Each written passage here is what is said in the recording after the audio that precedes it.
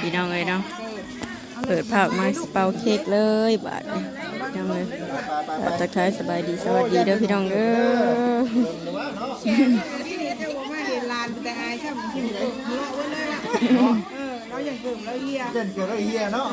มาเป่าเค้กบัดนี้เป่าอยู่นอกเลยพี่น้องเลยกับทักทายสบายดีสวัสดียามกลางค่ำกลางคืนเด้อพี่น้องเด้อเนาะโอ้ยไฟกะสีมันมืดเนี่ยพี่น้องไอ้สิบ่เห็นปานใดเพราะว่าดอกไฟเราบ่แจ้งปานใดอยู่นอกเลยพี่น้องเป่าอยู่นอกอยู่ในมันร้อนอากาศร้อนเนาะ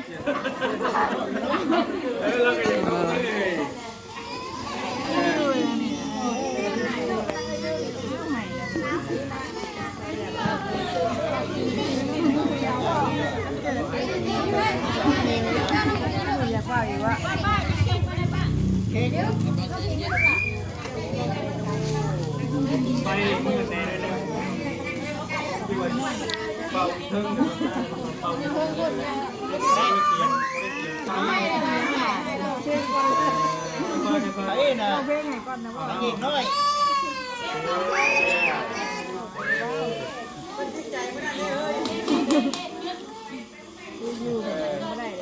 ต้องเห็นแล้วเป่าน้ำได้เนาะมันนี่ก็ได้เดี๋ยวเป่าน้ำกันลูก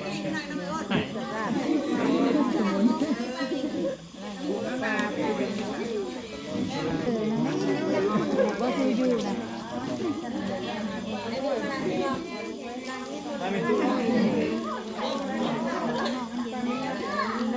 บรรยากาศเย็นเนาะไปเลยเอาเลยป่ะ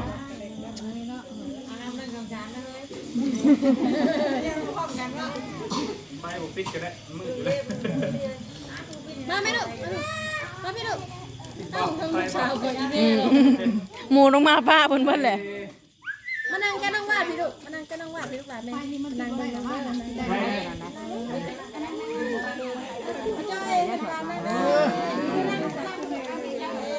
ก็ทางนี้เลยนะวะทะเลาะทะเลาะทะเลาะ1 2 3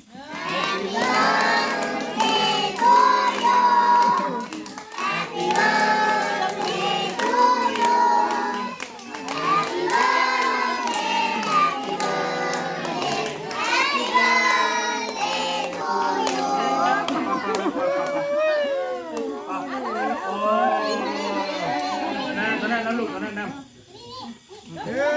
ค่อยให้เ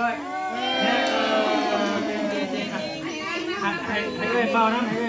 น้องเป่าน้ำเรื่องเพลงนี่ไม่ยากเนาะให้เด็กน้อยห้องก็ได้เลยผู้ใหญ่บ่ต้องห้องเลยเดี๋ยวนี้ห้องก็ได้เจนี่เลยลูกมาเป่าลูกเป่าน้ำกันเลยลูกว่าแล้วไม่ดีเป็นเป่าก็ได้เลยเนาะ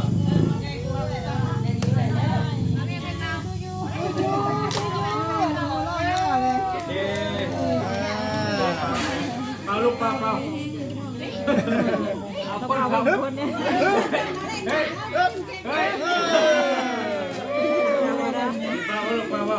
ถูกจักเนาะให้ดิวเป่าให้ดิวเป่าเลยครับเป่าเปิดไฟก่อนมาทำการต้องยังใหม่หลายแท้เนาะมีแต่เก่งผู้ชาวเนาะก็ดีนี่ผู้ชายมีลำคนเนาะมีลำคนผู้ชายมีแต่เก่งผู้ชาวทั้งนั้นเลยใช้ได้เลย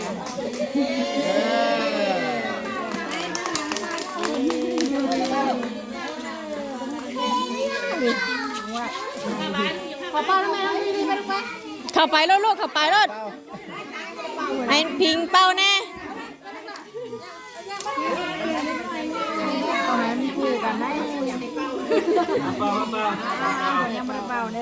นี่ว่าเอ้ยบ่เป้าบ่เจ้าบ่เป้าบ่เจ้าเป่าลงมาแม่เขาจะเป่าแม่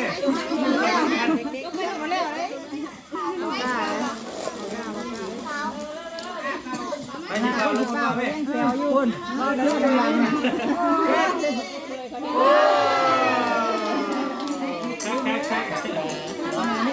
เบา ไปน้องมาดบ่จนเพื่อนโมไปแล้ว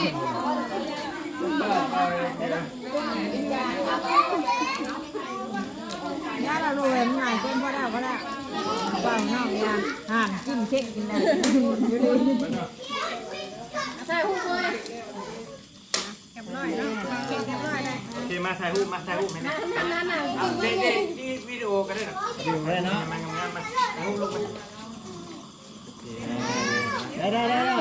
หนึ่งสองสามหนึ่งสอง เดือดพี่ดิหลายก็มาเนาะก็สิเดือดเป็นอะไร จะนี่ตีเลย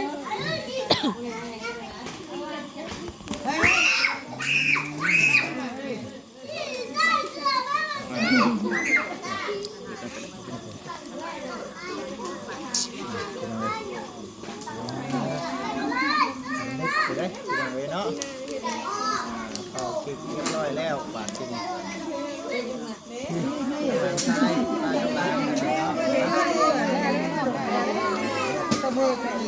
สบายดีมันเกิดอันนู้นเดือนไหนวะโอ้ลืมเมื่อไหร่ลืมเมเด้อยี่เลยที่สาว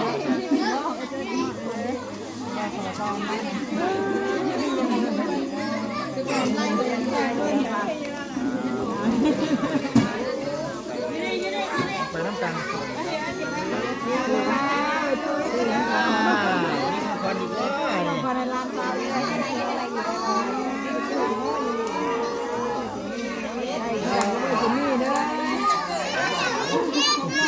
เดี๋ยว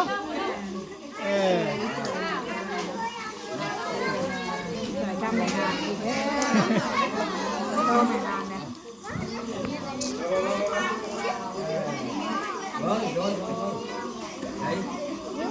ทำไมแย่แล้วอยู่แย่แล้วบ่นี่กันได้ลูก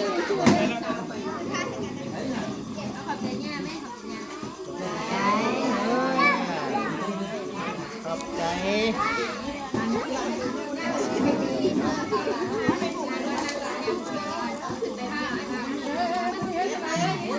พี่นางเบิ่งเลยพี่นางปอโต กล้องก็ดีใจเราอ่ะใช้ เอา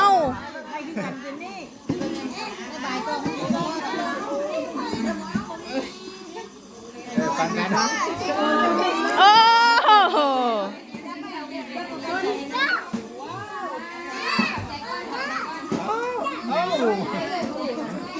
กอกใส่รถใหญ่ใช่ไหมเนาะ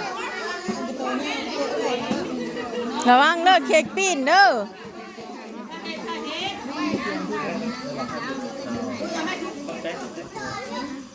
อันนี้เราหาตีไปโง่มากอกใส่แก้วมันนี่ ปีเนาะปีเกมเนาะ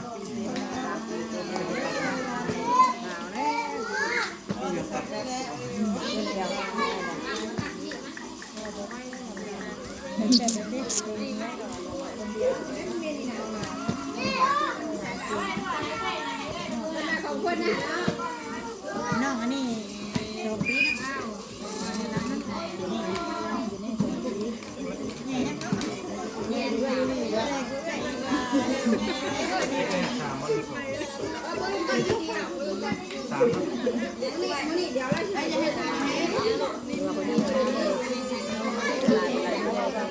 3 ปีป่ะ3 ปีเพิ่นเนาะเรื่องสอง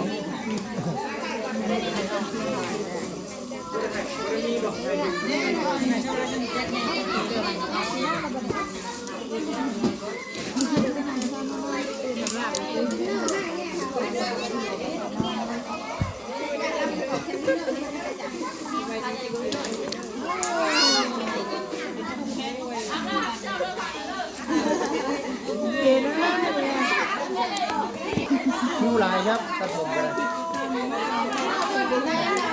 คิวลาย ผูกแขนมาตัดก่อนนะผูกตัดเค้กก่อนนะเมื่อไม่ได้ผูกแขนก็จะไปจมยันผีเมื่อจะไป ใหญ่เลยตอบอยู่เมื่อ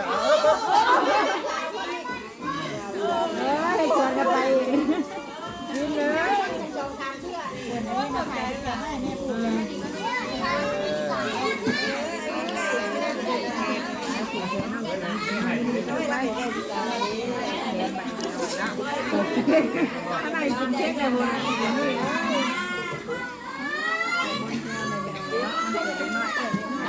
ญคนดูตัวเดียวคนละ2คนละ3ไว้แล้วสิถูกเลยทำงานถูกไม่ได้กินเค้กนะไปแจกว่าจ้า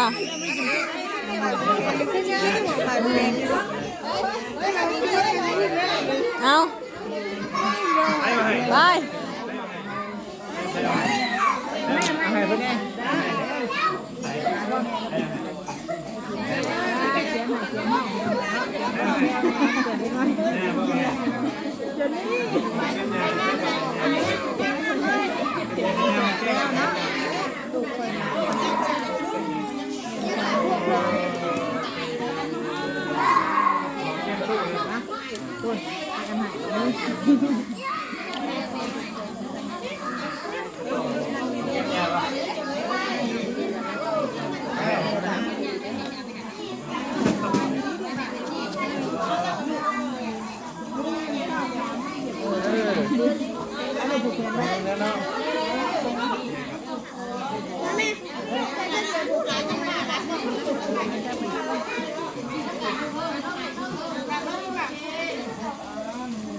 ลงงามนะลงงามหรอกถูกป่ะลุงพี่ยังมอดกินเลิศทาแก้มเพราะถูกค่ะลงมือขอบใจก่อน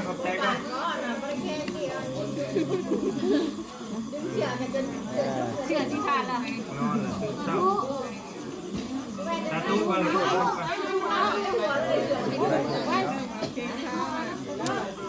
ิ่มท่าหน้าจริงนะบัดนี้เนาะแล้ววันนี้บ่ฝากเนาะเอาฝากเนาะเริ่มบ่ท่าหน้าแล้ว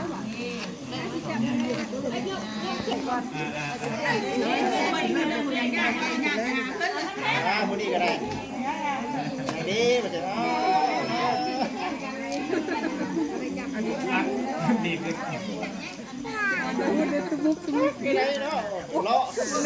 โอ้ตามเค้กเฮ้ยย่างเลาะเลยผู้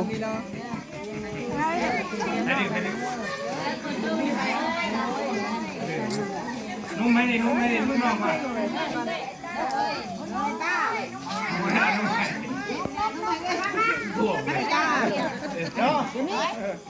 เจนเอ้ยเจน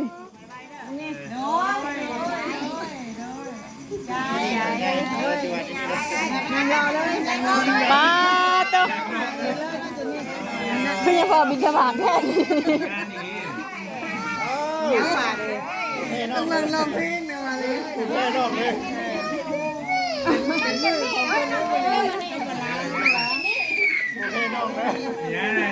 นี่ให้น้องเลยก็ลงละมาขยุมเลยว่า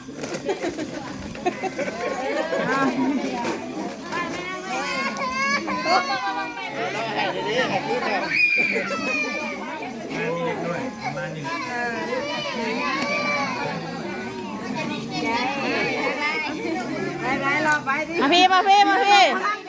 รอมาพี่ยังรอมา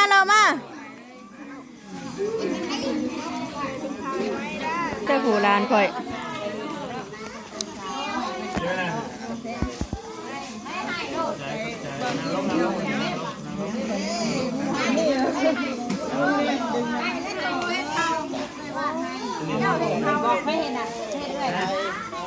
ให้เจนเฮ็ดบ่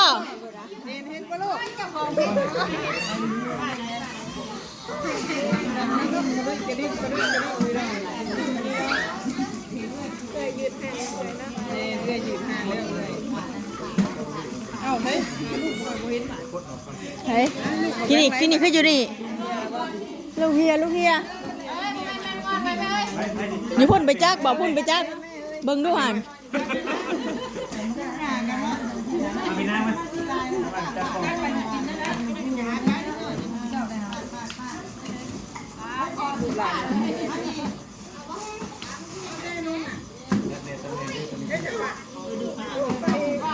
ขอไหนจักเบิ่งดูหัน คือแวดไปเดียว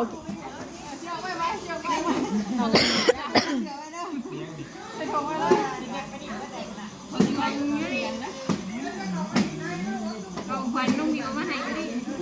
โอ้ น้ำหอม ฮะ น้ำหอม เบิ่งได้บ่ฮะเอาละเบิ่งบ่ได้ดีหลอกอาชาดีๆเด้อเพิ่นเอาให้เบิ่ง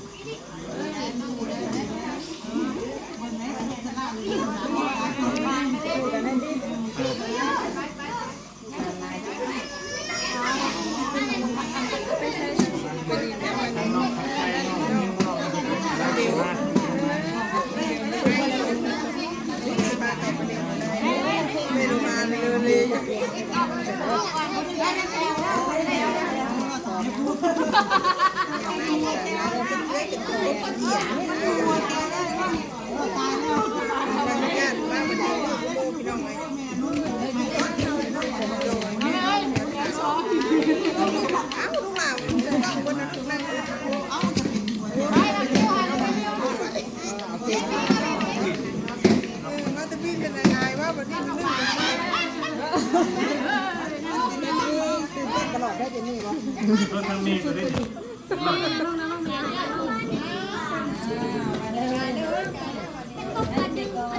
เก่งครับก็เจอแล้ว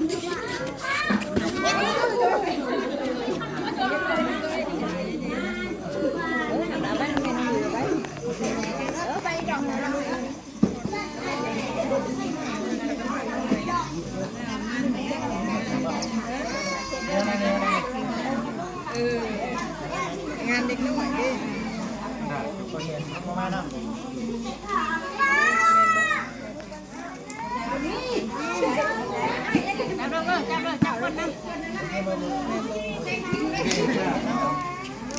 มันนี่ไปบ่เนี่ย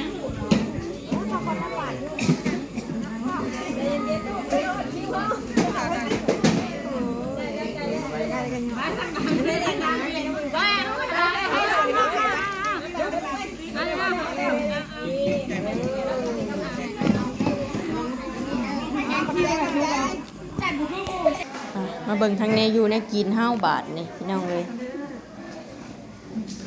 กำลังสิย้ายเข้าเป้า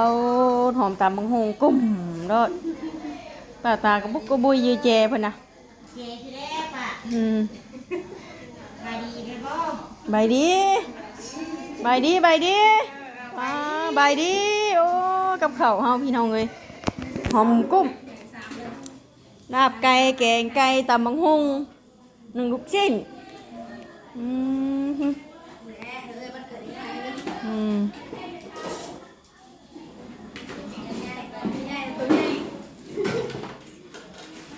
หอมกุ้ม